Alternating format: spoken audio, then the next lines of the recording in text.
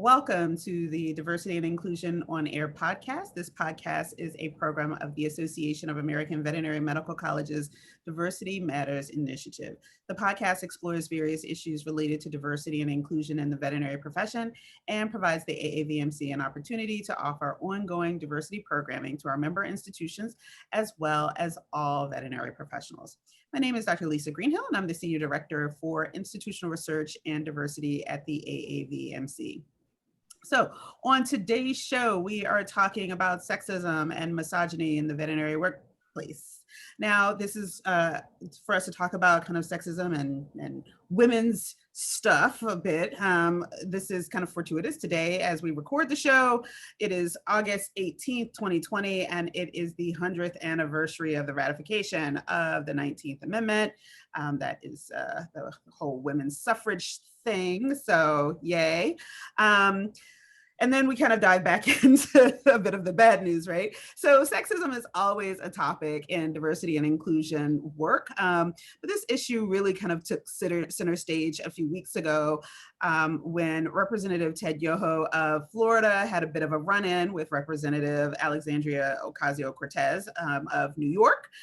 For folks who are unaware of the story that kind of went down, Representative Yoho is a veterinarian from Florida. Now, allegedly, sometime earlier, Representative Ocasio-Cortez, or AOC as she's commonly known, had given a floor speech that included some discourse on the relationship between poverty and crime. And apparently, Representative Yoho reportedly really vehemently disagreed with her position and happened to run into his colleague on the steps of the Capitol. And what has been just transpired between them has been characterized in a number of different ways, but none of them particularly nice. So the reaction to this moment was pretty swift. The incidents really made us all pivot briefly from all of the other chaos that's been happening for all of 2020 to talk about sexism and misogyny. To get into this topic, sexism and misogyny in veterinary workplace, I am really excited to be joined by two wonderful colleagues, Doctors Kimberly and Therrien. I probably still messed that up and I so apologize. And Laura Pletz from the Women's Veterinary Leadership Development Initiative. Welcome, welcome. Thank you, Lisa. Welcome. So why don't we jump on in? So the first thing that we do, of course, on this show is my guests introduce themselves because nobody can do it better than you. So Kimberly Ann, why don't we start with you? Thanks, Lisa. Dr. Kimberly Therrien. I'm the Vice President Veterinary Quality for the Midwest region with Banfield, and I'm also the current president for the Women's Veterinary Leadership Development Initiative. And Laura. So I'm Dr. Laura Pletz, and I am the Scientific Services Manager East US for Royal Canin and serve as President-elect for the Women's Veterinary Leadership Development Initiative. I always tell Kim I'm her lady in waiting. All right. Well, I'm so glad that both of you have taken some time this afternoon to chat about these important issues. So let's dive on in. Let's rip that Band-Aid off. Yoho and AOC. Thoughts on that situation? Well, I mean, obviously it's very frustrating to see that type of behavior, and even more so to see the different reactions sometimes to it that I think are just not very helpful. And I think the unfortunate piece is that people tend to focus on the fact that it's politicians. That's really, in a lot of ways, kind of unrelated to the situation. You know, I think it's just a very good example of what that misogynistic response and sexism can look like. You know, this is a young woman of color who doesn't come from a traditional background that people think of as, which, it's not the right perception as being, on that path to a place of power. And that place of power feels very uncomfortable for some people. So this is how we respond sometimes as a society, unfortunately. Yeah. Yeah, I agree with Laura. It's an unfortunate circumstance, yet not an uncommon one. It's just one that was made maybe a bit more public and created more awareness, given that it was between two politicians. What I will say, though, is I am proud of how AOC responded and her making sure that her voice was heard and her, desire to make everyone aware of what happened and that it was not going to be one of those moments where she was going to remain silent. And I think that had also a huge impact in creating some additional awareness to where issues still remain and still lie and what still needs to be done. Yeah, yeah. Certainly I've also had a lot of questions kicked to me about this. And I think that the narrative about these politicians has kind of distorted, how people interpret this, because they're politicians, they're ideologically at opposite ends of the spectrum, but folks seem to forget that Capitol Hill is their workplace, and that's their job. Their job is to be there, going to go vote, do the things that Congress people do. And, and I've told people repeatedly, strip away some of these identity pieces, and would we still want the type of kind of back and the conflict that happened to happen at our jobs? And I can say definitively, no, I do not want that to happen. And then it just gets more complicated because of the identities of these individuals, kind of ideologically where they are, their gender, their age. I don't think a lot of people have paid nearly as much attention to the piece about age, but I think that sometimes that also gets conflated with gender in inappropriate ways. But yeah, I mean, I tell people that, folks forget to bring their act right to work all the time. And this is a moment where some act right would have just helped. Would have been tremendously helpful. Just bring it out of the bag and, or your coat pocket and slap that act right on. And I think that would probably have prevented this. So, let's talk about bad behavior at work. What does that look like, right? So we've got this kind of explode, this very high profile thing that became very public. And I think it only became public because there were other people kind of around. Otherwise, it just would have fizzled on out. But a lot of times it fizzles when it starts, right where it happens. So what does bad behavior at work look like? Well, I mean, this I think is a very extreme example, right? But I think, and it's one that really gets people wound up. But I think sometimes even the more damaging piece is the everyday types of bad behavior and sexist remarks and things that can be problematic.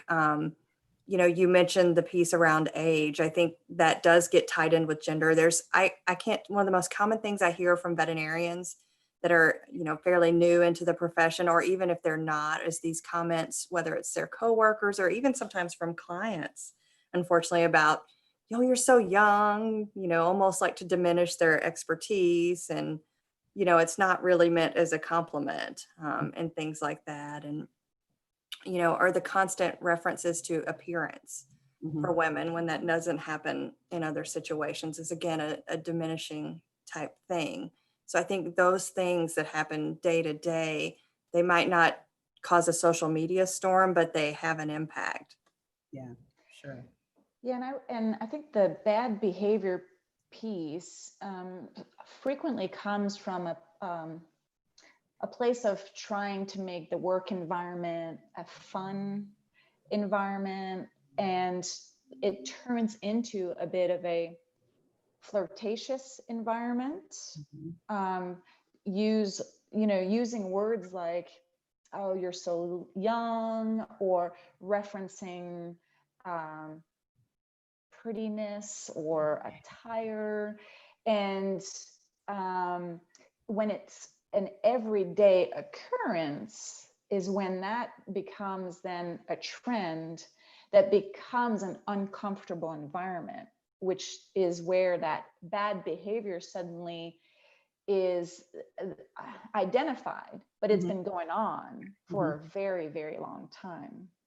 Yeah. According to a Pew Research Center study, about 42% of working women report that they have experienced sex-based discrimination in the workplace. And that discrimination manifests in a number of different ways. It can manifest in these kind of constant comments about appearance and age and looks and, you know, and competency and assumptions around competency. But it also certainly can show up as just straight up pay inequity, right? And you know, that continues to be a thing. And it also, you know, it's important for folks to remember too, pay equity is still an issue in veterinary medicine. Certainly that in the starting salaries, it's flattened a bit, but it's, you know, when you start looking out across the profession, salary inequity continues to be a persistent problem.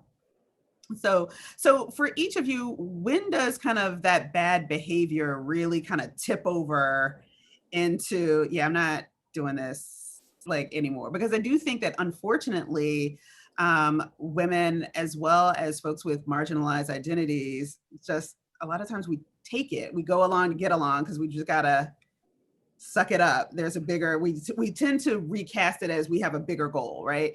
But for each of you, I'm kind of curious, like what's, you know, where do you push back? You know, I think something that Kim mentioned about her pride in the response that AOC made, I think that has a lot to do with kind of what you're talking about. We do tend to just kind of slink back and, you know, maybe roll the eyes and I can't believe I had to deal with this again. But, you know, to really call it out. And I think that unfortunately is what's necessary, but it can't just be us. We need to be able to speak with our mentors and our allies. Because it's not the responsibility of those that are being marginalized to fix it. You know, you have to stand up and just say, you know, this is not appropriate and push back. You know, some of the milder things, I try to really ask for more explanation. Can you tell me about that? When, you know, I've been described as too something, you know, too, you know, serious, too aggressive, whatever it is, you know, when I get that too, I want a little bit more detail. Please tell me more about that. I'd like to understand more about the situation. So those are kind of some of the responses that I tend to rely on. Yeah, I think there's a level of tolerance. I would 100% agree that we've unfortunately created for ourselves because we shouldn't be tolerating it. And I think it kind of aligns, Lisa, with level of maturity. You know, if I think back to when I was younger and, you know, in the early beginnings of my career, did I tolerate more? Did I say less? Did I speak up less? Did I push back less? 100%. And I think it was because I was trying to find my way and I didn't want to create too many waves. And I, you know, still had some confidence that I was trying to create and trying to build into. But over time, as you know, gain some of that professional maturity, as you gain some of that maybe greater clarity around who you are, what you stand for, what you will and will not tolerate, I think that is where the evolution comes into play of, no, I won't agree to that statement, right? To Laura's point, there's been many times that I've had the too, you know, too passionate, too bossy, too assertive, too confident, you know, discussions. And it's, you know, finding that place where you can certainly ask questions from a curiosity standpoint, but there are also times that we have the right to say, you know what, I think your perspective is, you know, bending towards sexism or bending towards, you know, some inequity, and it's not being inclusive. But it's hard to find that voice, especially when, you know, you're younger and you're starting in your career and you don't want to ruffle feathers. Yeah, that's such a great point. And I mean, I think that there's, you know, part of it is that the personal growth piece of it.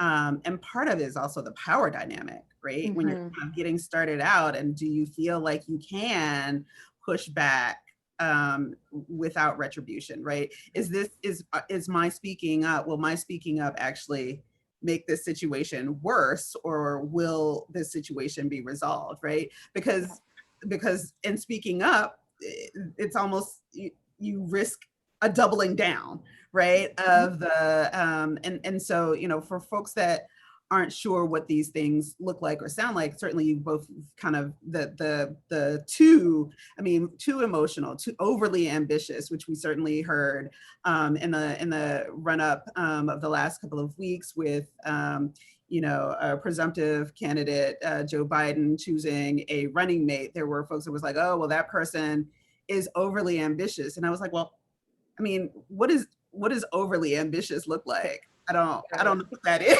Like, either you want the job or you don't. Right. Kind of a binary state, yeah. And if you want the job, you probably should tell somebody that you want the job, right? And you should show ambition. Yeah. And you should show ambition, right? And so, but then these other pieces of like generally less competent, you know, competency discourse. And one that is really, really, I mean, a lot of folks don't understand this to be microaggressive behavior. These are microaggressions, folks. And one that really gets on my nerves is, oh, I don't know if she's ready for that kind of pressure. Right. Mm-hmm. Right. For me, one too that falls into that is so often, I think, and it's most obvious when we're talking about some of these female candidates, is there's always that, I just don't know what it is. Just something about her, you know, something like, you know, I just think that's just not very helpful at all. And it's very transparent what that's about. Yeah. Go ahead, Kimberly Ann. Did you have something? Yeah, I agree with what Laura was saying. And I think the one that still also gets to my core a little bit sometimes is when we look at the women from a mom perspective. She has so many other responsibilities. You know, will she be able to do this and still continue to be, you know, a great mom? And it's like, well, why can't I do both? Right. Why is it one over the other? And we never really have that self-reflection when we're looking at men for any of these positions. Will they be still able to be a great father? We just assume, right? So yes, that gets to my core as well. Mm-hmm. Oh yeah, and there's so many variations on that, right? And so, oh, well, what is your husband? If you're in a heterosexual relationship, well, what does your husband think about that? You know, what does your partner think about that? Or what do your kids think about? Oh, you don't have kids. Right. Right. Yeah. Right. And like, oh, you don't, you know, like, okay, so then you don't also have the maternal thing, which, you know, for so many folks, for so many women, it's almost like a no-win. Like, if I'm not ambitious enough, that's a problem. If I'm too ambitious, that's a problem. But those things are like right side by side. So where, where, you know, what is it that I'm supposed to do? And I think that a lot of folks struggle with that. And Kimberly, and I'm so glad that you brought up this issue of, you know, when we're young in our careers, are we personally confident, but also that this issue of, you know, do we have the capital to expend this way? And is this where we want to spend our time, right? So, so we've got 81% in the vet schools now, it's 81% women and 19% men. And just for folks that are interested on the sexism data and just in general, about 22% of working men report that they are experiencing some type of sex abuse, sex discrimination at work. And so it's not completely limited to women, but clearly overwhelmingly a women's issue. And so as we think about kind of what the profession, the veterinary profession is looking like now, what, 60 some odd % women in practice, can a profession with so many women in its ranks and in the pipeline have a problem with misogyny? Is that a thing? Oh, I mean, absolutely. Just because the demographic shift doesn't mean the power structure and the leadership shifts. It never shifts as quickly, especially when we're talking about from a gender dynamic. So I think that doesn't make it go away. And let's not forget that it's not like women are completely immune to any sexist behavior. We all have grown up in this patriarchal society with these, the way that things work. And we all have these, little check marks that the world thinks for men do this, women do this. So, we all are affected by that. So that has to be recognized. Yeah, and I would agree that in veterinary schools right now, we certainly have a higher percentage of women present than men. But if we continue to look at many of our leadership structure and our senior leadership structures, they still continue to be majority of men. And so there absolutely still exists somewhat of that sexism and difficulty for women to make it into some of those senior leadership positions. And I think, to Laura's point, a big piece of that is associated to structurally, not just within our profession, but within the world we live in. There are many obstacles that still remain barriers to being able to easily create space for women to be in some of those senior leadership positions or more advanced leadership positions. Yeah, that's a great segue. So what are some examples, I guess, of structural misogyny? Like what do those barriers really kind of look like? Kim and I actually were talking about this recently. It's, when you think about some of those really high leadership positions, sometimes, especially in a more corporate structure, there can be all these demands around they have to be mobile and things like that. And if you and have certain requirements that may not always align for all. And sometimes if you think that we've had this kind of mindset that, you have that flexibility when maybe you're the only one, that's working in the family. You don't have to find 2 new jobs to move, right? And things like that. So it's a structure that's really set up to benefit, kind of, rewind to when, the wife stayed home, husband did his job, they moved around, she took care of the kids as needed. Well, it gets a lot more complicated with women entering the workforce and pursuing those roles as well. And I think, there's an opportunity within, especially we've all learned now how much we can do to really look, from a virtual standpoint. Let's really kind of step back and say, all these rules that we have in place about what you have to do to climb this ladder, are they really valid? I'm not sure they are.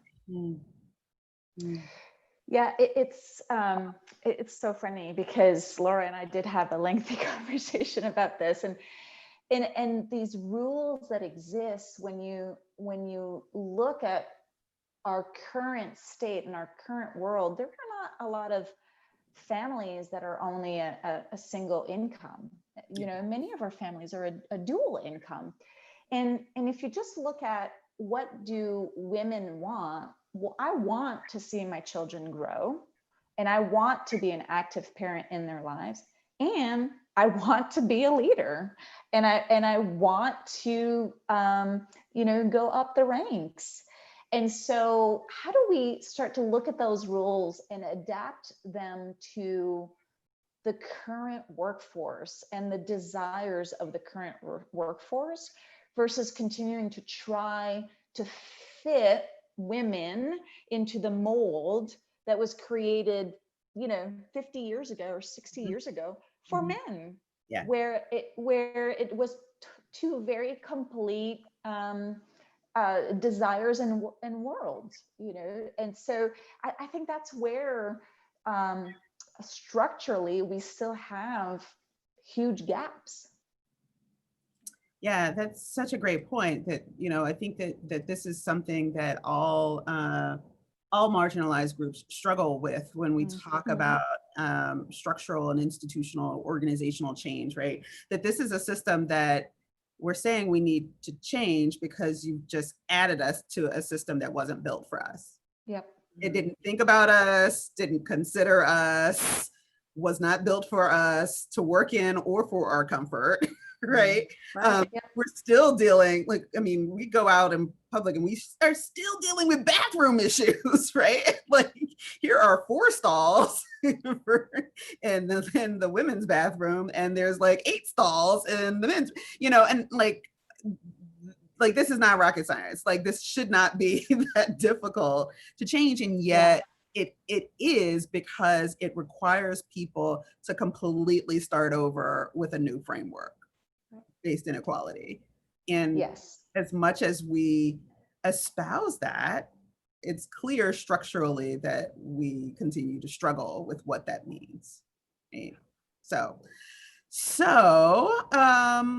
you know, what about in organizations, right? And so we've kind of talked a little bit about this, but, you know, I think that one of the things that I think is really important, in having served on the WVLDI board, is thinking about like organized veterinary medicine. And I think that, you know, these pieces that you've talked about, like being mobile and you know, having to juggle and all of that, that applies to volunteer work as well, right?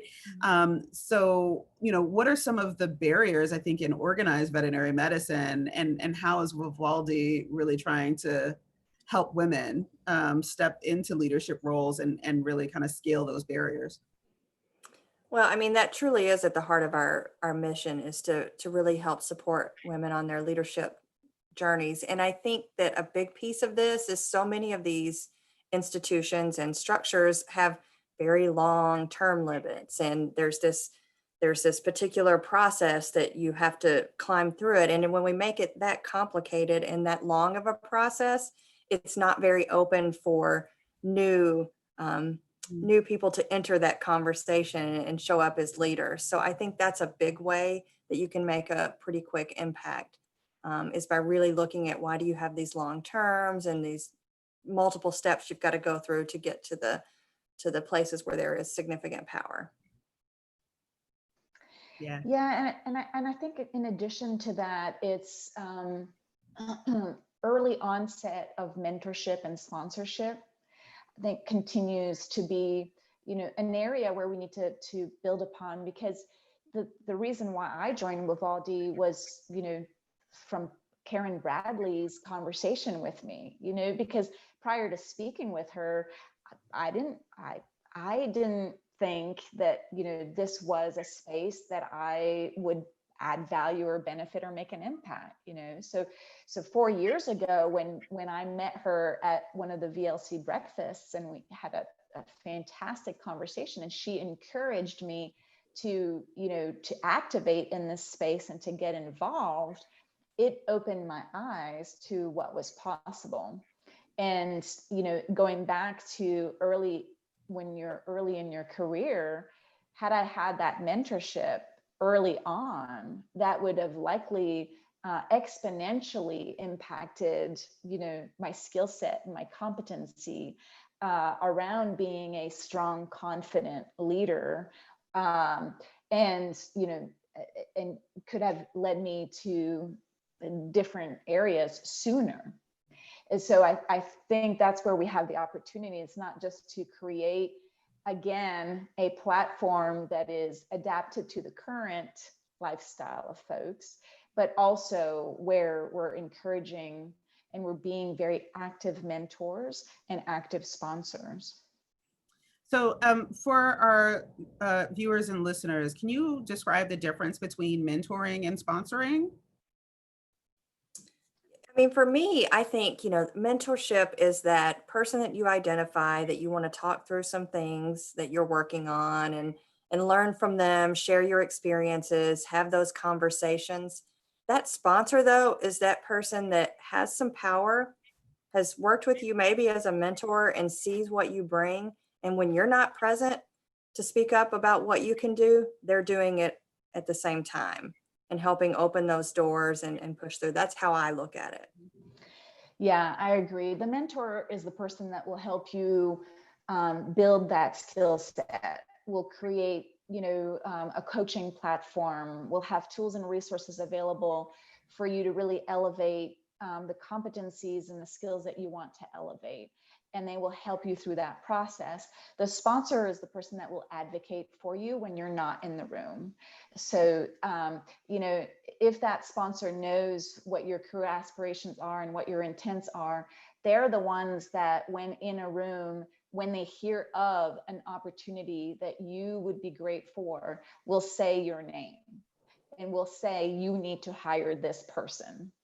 That is what the sponsor does, which is very different than the mentor. And you need both. Right. Great. So what is WVLDI doing to support women in veterinary medicine?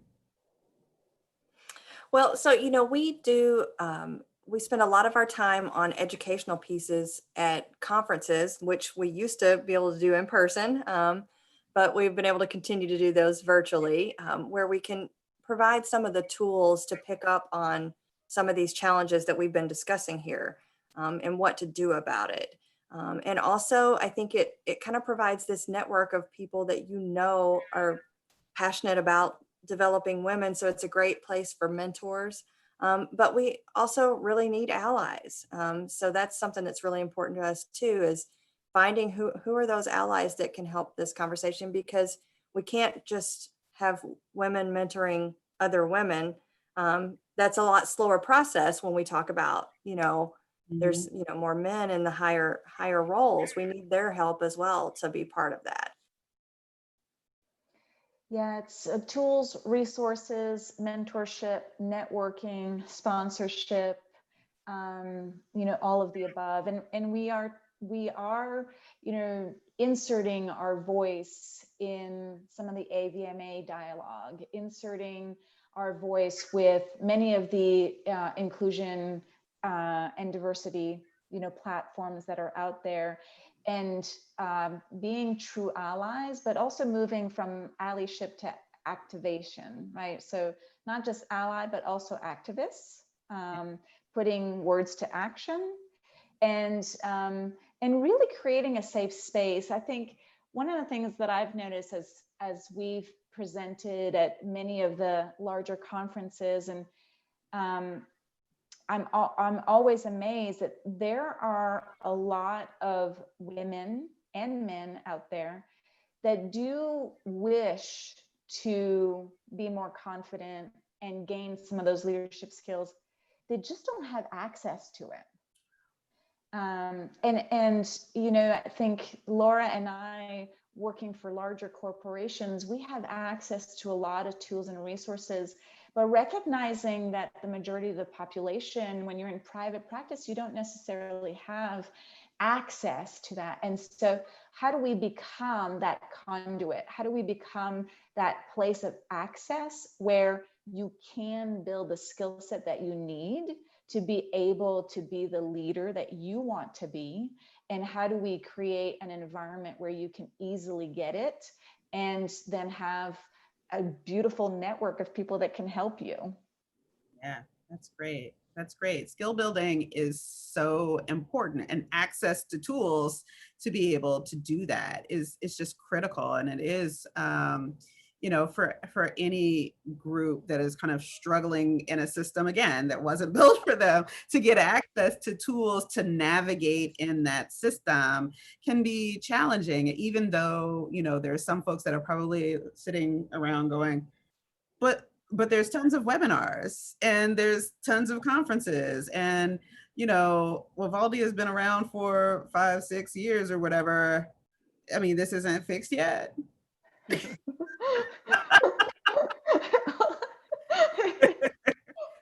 laughable, right? It's laughable. Well, it just tells you how much of, how big the hurdle is. And I think it comes back to, something that I mentioned around, we've got to have the allies. It can't just be the group that's facing those struggles pushing it forward. That's not enough. Yeah. So we need, so basically, I'll be blunt because it's my show, Big Sticks. So yeah, we need male allies who will operate as sponsors. I mean, that's really, like, let's put it out there. Like, we need male allies that are, that believe in equity and equality and will sponsor, young women into positions of leadership and into the rooms. Like, just, can we get a chair? Like, just, can we bring some more chairs in, right? So thinking more broadly, we've talked a bit about, the workplace and some of the things that happen there and kind of what point you kind of get the confidence, but also the social capital, if you will, to kind of push back. But thinking more broadly, what can and should we be doing, everybody, to really stamp out misogyny and the general marginalization of women? I think so much of it is we're starting on a path that's really positive by being able to talk about it. It's been fascinating to me over the last few months when we've had so many social issues and issues with inequalities that we've been talking about, that sometimes it feels like when we're talking about sexism and women's issues, it feels almost like sometimes the most controversial. Like, why is that? Why are we still talking about this? So I think those open conversations about these everyday microaggressions that build up and, just this general tone that can exist in the workplace to keep people in a certain order that makes sense to those that are in power in their mind. I think we've got to just keep talking about that and educating ourselves. And also, when we get a little power, this is a really big one to me. If I can get my hands on a little power, I need to use it to help some others that don't. Yeah, I think that pay it forward, Laura, is a great point. And I 100% agree with you. And I think it goes back to don't tolerate it. We have got to get to a space where we stop tolerating it. And I think there is more of an open mind now than ever around not tolerating it. And so from a social standpoint, what really needs to become the trend is no one tolerates it.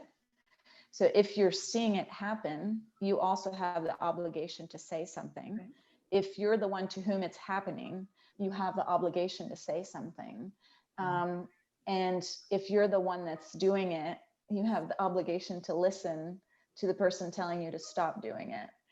And when we can get very space is when we'll be able to make an impact, not just from a sexism and women inequality, but from an everything inequality. Yeah, frankly. Yeah, I mean, I think it's, I said the 5 or 6 years a little tongue in cheek, but the reality is it's only been 55 years since the Supreme Court's kind of major first, decision. Actually, I don't think it's even 55 years. No, 1971. So that's like 49 years since their first major women's rights, decision in the Supreme Court. And I mean, there are a lot of veterinarians, and I don't want to say women veterinarians because they're just veterinarians, but there are a lot of veterinarians who were just alive right. in 1971, right? Just walking around. And so this is happening still in very much real time, right? And it has a very long tail and a long shadow affecting the women coming into the profession today. And so, I think that when we talk about progress, sometimes time seems, I joke a lot to people like pandemic time, but it's real. But we think about it in very similar ways where it's hard to remember how long it's been, or it seems like it was a lot longer than it really was. Like, oh, well, okay, so it was 100 years since women's suffrage. And I'm like, out of, how many years were we a country before that? like we got to do a little bit extra math to put that number in context. That's true. Right? We have to put that number in context, and to show people like, okay, so it's been 100 years, and then we're still wrestling with some of these battles just for basic equality, right? So any other parting words? What advice will you give to the 81% of young women that are currently matriculating and the 19% of men, because we don't want to leave them out? Like, what advice would you give to the men, women, and also our non-binary friends and family as well? I think for me, the first thing is just raise your hand. Say you want in. You want that seat at the table. You know, certainly not saying that's the only thing that has to happen. We've obviously discussed some barriers. And then really, you know, you've got those that are in a position of power have got to make that switch to allyship. It's so important.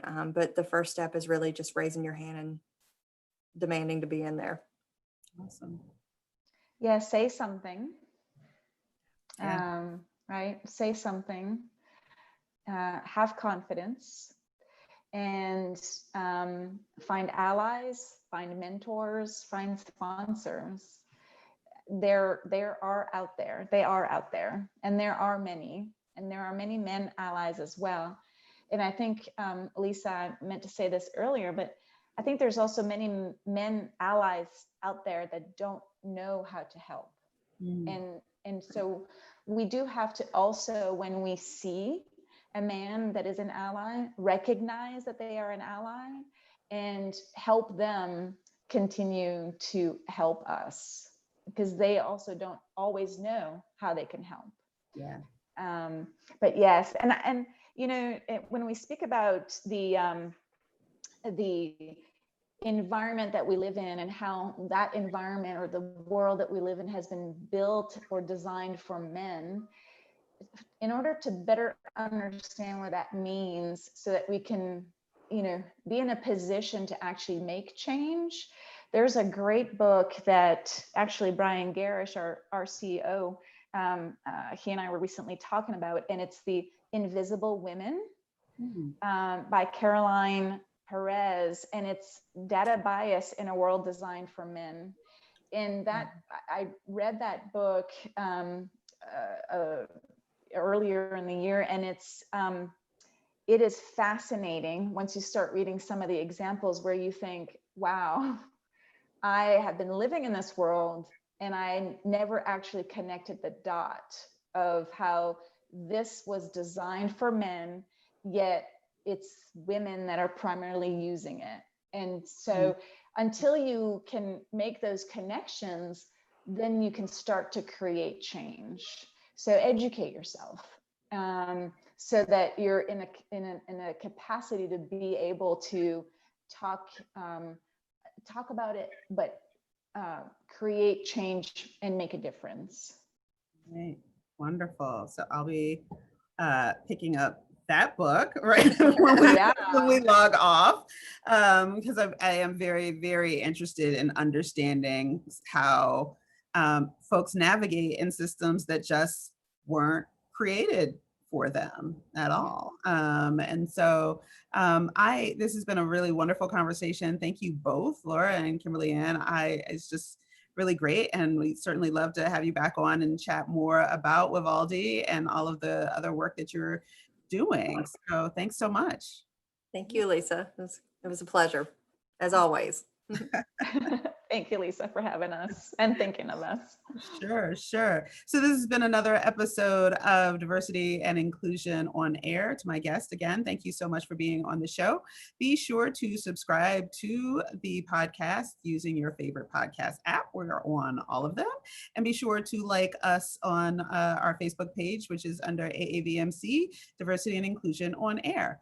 And so with that, we'll end this episode. Thanks for listening.